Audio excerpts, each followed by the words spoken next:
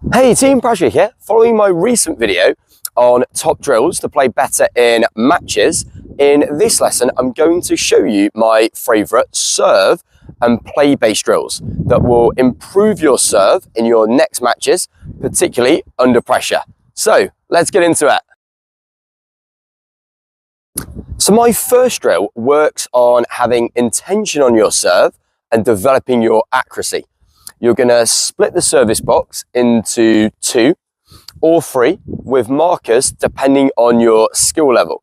So you have a wide serve and a T serve, or a T serve, a body serve and an out wide serve. The server should always have an intended target in mind before playing the point out, but they can choose whether to call out that target or not. And if there's no call, then the point is just worth 1 for either the server or the returner.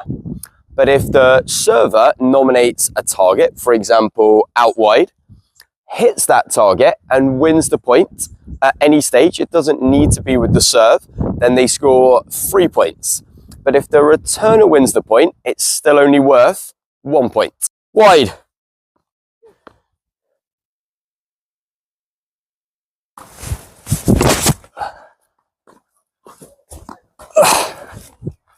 T.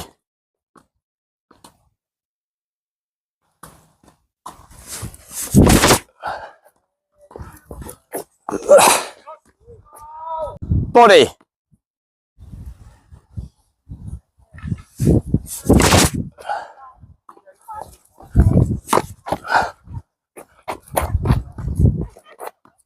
If as the server you call out a zone, like the T, and you miss your target, it goes into the body serve zone, then the scoring system flips. So if you lose, it's 3 points to your opponent, and if you win, you only get 1. So there is a penalty for nominating your target and missing, and you could go for a certain zone on your first serve, but not your second serve, for example. This is a great drill as it gets you thinking about where to serve, which gives you focus and improves your accuracy, as so much of what you think influences the way your body moves, and you need to give it that information. You can also then link the serve to ball 3. Could you serve out wide and now hit your next shot into the open court space? I would maybe start with 2 zones if this is a new concept for you, not just hitting in the box, but aiming your serve. And then you can add these layers as you improve and progress, like the free zones or even what type of spin.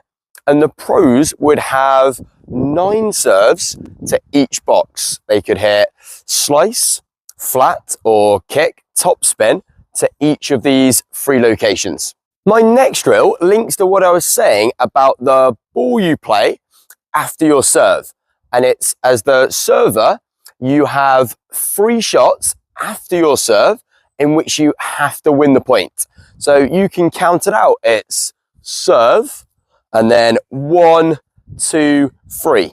And if you fail to win the point within this shot limit, the point is automatically awarded to the returner. So as the server, you're the attacker, where the returner is just looking to survive and defend.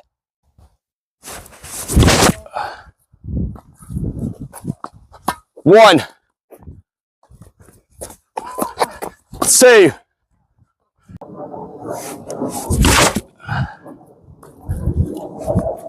1, 2, 3. Your point. This works on your first serve percentage and doing more with the ball. Not just serving and going into rally mode, but looking for ways to build and finish the point. Could you serve and volley, or serve and hit into the open court space to stretch your opponent, or go back behind the returner?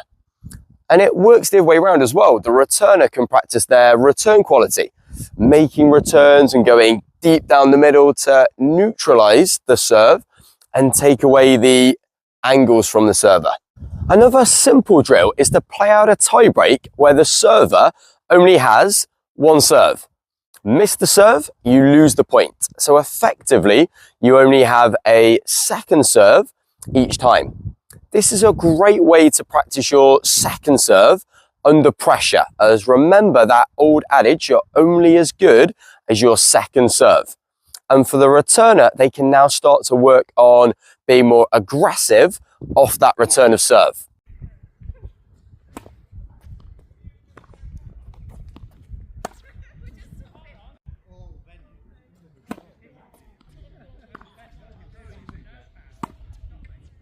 My final drill can seem like a bit of a wacky one, as you're going to start the serve from all different locations on the court. Again, you only have one serve, and the ball must go in the service box diagonal from your position. As always, you're going to play the rest of the point out, and you can start anywhere. My only rule is you must be behind the service line. This is a feel drill and gets you to intuitively adapt your technique and strategy based on your position.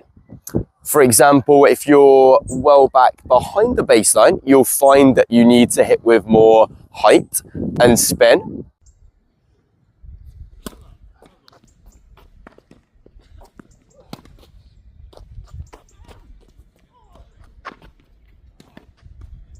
If you're out wide of the tram line, the strategy could be to hit a slice serve, a wide serve to angle it away from your opponent and get them off the court.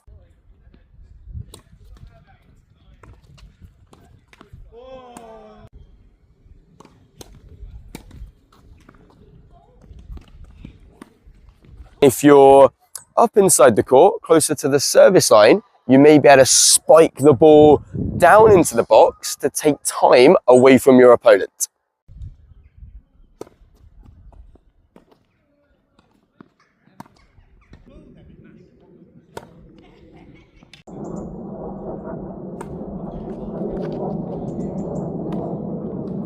You will have to practice changing your toss location, racket face angle, and swing path, which is good practice, as contrary to what you might think, even for the pros, just like any other shot, no two serves you hit are ever going to be exactly the same. It also works on your recovery after your serve, as the returner is going to be trying to hit to the open court space. Right team, go out and practice these drills. I guarantee they'll improve your serve in a more meaningful way and will help and can be called upon in matches as they work on your problem solving and overall skill level, which is more relevant than does your serve just look more aesthetically pleasing, and were you hitting always a 90-degree elbow position, for example. So like I said, I hope this video helps. If it has, please leave it a like and comment down below. Let me know how you get on and if you've tried any of these drills before, and subscribe to the channel, and I'll see you on court in the next one. Cheers guys.